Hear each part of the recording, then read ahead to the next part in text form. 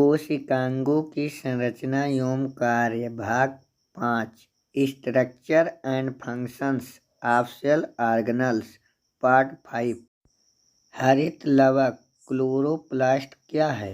विस्तार से समझाइए। उत्तर, इसकी खोज शिम्पर नामक वैज्ञानिक ने की थी। पादपों में यह सबसे अधिक मात्रा में पाया जाने वाला वर्णक है। यह पत्ती की पर्णमध्योतक कोशिकाओं मीजोफिल सेल्स में पाया जाता है। यह हरे रंग की सुकेंद्रीय कोशिकाओं यूकैरियोटिक सेल्स में पाया जाता है। कवकों फंजाई में इनका अभाव होता है, अर्थात लगभग यह नहीं पाया जाता। कुछ जीवाणुओं तथा नील हरित शैवालों में हरित लवक संगठित नहीं होता तथा इनका प्राथमिक रूप होता है जो कि झिल्ली नुमा प्रारूप लैमेलर फॉर्म में जीव द्रव में उपस्थित होता है। हरित लवक के कार्य की फंक्शन ऑफ क्लोरोप्लास्ट। उत्तर, हरित लवक का मुख्य कार्य सूर्य के प्रकाश की उपस्थिति में वायुमंडलीय कार्बन डाइऑक्साइड का उपयोग कर कार्बोहाइड्रेट का निर्माण करना होता है। 6CO2 प्लस 6H2O बनता है। C6H12O6 अर्थात ग्लूकोज प्लस 6 अणु ऑक्सीजन के बाहर निकलते हैं। हरित लवक के पेटिका भाग में अप्रकाशीय अभिक्रिया अर्थात डार्क रिएक्शन संपन्न होती है, जबकि ग्रेना भाग में प्रकाशिक अभिक्रिया लाइट रिएक्शन संपन्न होती है। अंतःप्रद्रवी जलिका एंडोप्लाज्मिक रेटिकुलम के बारे में लिखिए। उत्तर, यह कोशिकांग केवल सुकेंद्रीय कोशिकाओं यूकैरियोटिक सेल्स में पाया जाता है। इसका सर्वप्रथम विस्तृत वर्णन के आर पोर्टर ने किया था। यह उपापचयी रूप से सक्रिय अर्थात एक्टिव कोशिकांग है। अंतःप्रद्रवी जलिका की संरचना लिखिए। Structure of endoplasmic reticulum. उत्तर, यह एक झिल्ली नुमा संरचना है जो केंद्रक कला से कोशिका कला तक फैली रहती है। इलेक्ट्रॉन सूक्ष्मदर्शी अर्थात माइक्रोस्कोप द्वारा यह कोशिका द्रव में फैली हुई चपटी नलिकाओं का जाल सा प्रतीत होता है। इसमें एकल झिल्लियाँ होती हैं जो प्रोटीन एवं फास्फोलिपिड की बनी होती हैं।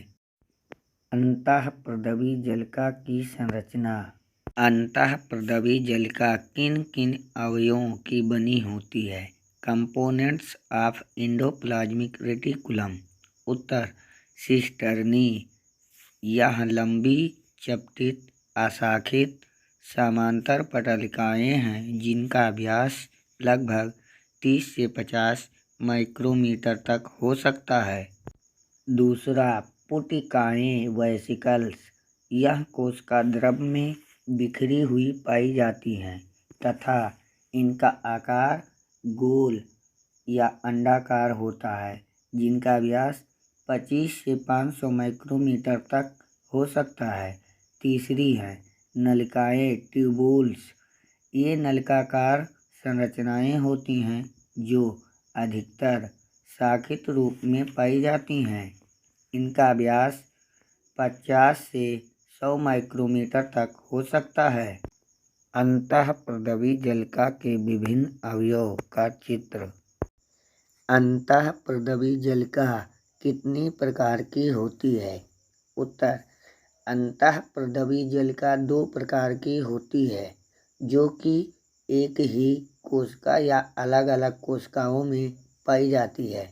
पहला, अकणिकामय या चिकनी अंतःप्रद्रवी जलिका स्मूथ एंडोप्लाज्मिक रेटिकुलम। इनकी सतह चिकनी होती है क्योंकि इन पर राइबोसोम्स नहीं पाए जाते। यह स्टीरॉयड, कोलेस्टेरॉल, प्रोजेस्टेरॉन तथा टेस्टोस्टेरोन का स्रावण करने वाली कोशिकाओं में अधिक पाई जाती है। इसके अतिरिक्त कार्बोहाइड्रेट का उपापचय करने वाली कोशिकाओं तथा वर्णकों का उत्पादन करने वाली कोशिकाओं में भी इनकी संख्या अधिक पाई जाती है। दूसरा है रुच या कणिकामय अंतःपृष्ठीय जलिका, रफ एंडोप्लाज्मिक रेटिकुलम। इनकी संपूर्ण सतह पर राइबोसोम उपस्थित होने के कारण इनकी सतह रुच अर्थात रफ हो जाती है। ये सक्रिय रूप से प्रोटीन संश्लेषण करने वाली कोशिकाओं में पाई जाती हैं।